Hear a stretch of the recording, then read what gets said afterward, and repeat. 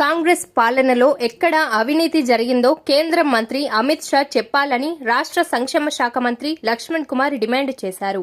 పెద్దపల్లి జిల్లా ధర్మారం మండలంలో పర్యటించారు. మంత్రికి కాంగ్రెస్ శ్రేణులు ఘనంగా స్వాగతం పలికారు. మండలంలో పలు అభివృద్ధి కార్యక్రమాల్లో పాల్గొన్నారు.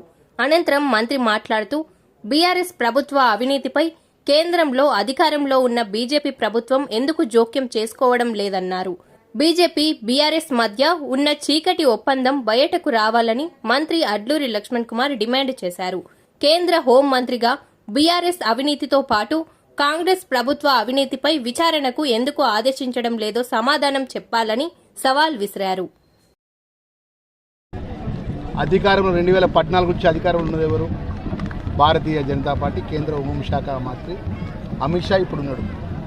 ఇప్పుడు అవినీతి మీద నువ్వు ఈడీలు సిబిఐ నీ చేతుల్లోనే ఉన్నాయి కదా.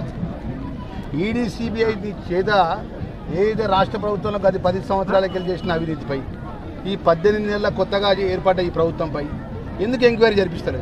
కాంగ్రెస్ పార్టీ 10 సంవత్సరాలు రాజ్యమైన వాళ్ళు, నువ్వు అధికారం దేశంలో అధికారంలో కేంద్ర హోంశాఖ మంత్రివే కదా, నువ్వు ఆదేశాలు ఇవ్వచ్చు కానీ నా వేదిక నుంచి ఈ రాష్ట్రంలో 2014 నుంచి 23 జరిగిన అవకతవకల మీద ఈ రోజు నుంచి సిబిఐకి ఆదేశాలు ఇస్తున్నా, ఈడీకి ఆదేశాలు ఇస్తున్నా, కేసీఆర్ అవకతవకలు కాళేశ్వరంలో ఏదైతే ఫోన్ ట్యాపింగ్లో జరిగినటువంటి అవకతవకలు అని చెప్పి అందుకు ఆదేశాలు ఇస్తలేవు.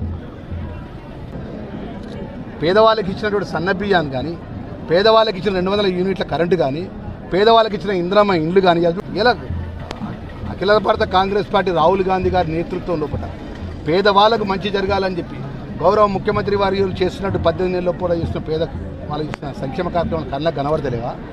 రాష్ట్రంలో మన అధికారంలో 10 సంవత్సరాల పేదవాళ్ళకి ఒక్కరికి ఇల్లు ఇచ్చిందా? 10 సంవత్సరాలకి వెళ్ళి అధికారం ఉన్న బీఆర్ఎస్ పార్టీ వరకు ఒక్కరికి రేషన్ కార్డు ఇచ్చిందా? ఈ విధంగా ఇన్ని సంక్షేమ కార్యక్రమాలు చేస్తుంటే ఏదో ఒక మాట మాట్లాడే కేంద్రం నుంచి నేను వచ్చిన హోంశాఖ మంత్రిగా నేను వచ్చినా కాబట్టి ఈరోజు ఈ యొక్క ప్రభుత్వం ఏదో ఒక బురద జల్లాలని చెప్పి బురద జల్లే కార్యక్రమం తప్ప నిజంగా మీరు కేంద్రంలో అధికారంలో ఉన్నారు. 10 సంవత్సరాలు రాష్ట్రాన్ని దోచుకున్నటువంటి ఖజానా ఖాళీ చేసినటువంటి ఆర్థిక సంక్షోభం చూసినటువంటి కేసీఆర్ మీద, కేటీఆర్ మీద, హరీష్ రావు మీద, కాళేశ్వరం ఇరిగేషన్ మీద, మన ఫోన్ టాపింగ్ మీద అనేక అవకతవకల మీద మీరు విచారణ జరిపించండి దమ్ముంటే. అవినీతి ఎక్కడ అవినీతి జరిగిందో చెప్పమనండి. ఎక్కడ అవినీతి జరిగిందో చెప్పమనండి. కేంద్ర హోంశాఖ మంత్రిగా ఆయనకు మొత్తం ఏజెన్సీ ఉంటాయి కదా, శాఖల ఏ డిపార్ట్మెంట్లో ఎన్నో అవినీతి జరిగింది ఈ 18 నెలల్లో చెప్పానండి. ఇలా 10 సంవత్సరాలకు వెళ్ళి రాజ్యం వెళ్ళినటువంటి టీఆర్ఎస్ పార్టీ అవకతవకలు మొత్తం పత్రికలలో అదేవిధంగా ఛానల్స్లలో ఏజెన్సీల ద్వారా నోటీసులు పంపించి ఎంక్వైరీ జరిపిస్తా అంటే మీరు ఎందుకు జోక్యం కలిగించుకుంటలేరు? ఏంటిదో బయటికి రావాలి కదా. బీజేపీ అండ్ టీఆర్ఎస్ పార్టీ చీకటి ఒప్పందం బయటికి రావాలి కదా.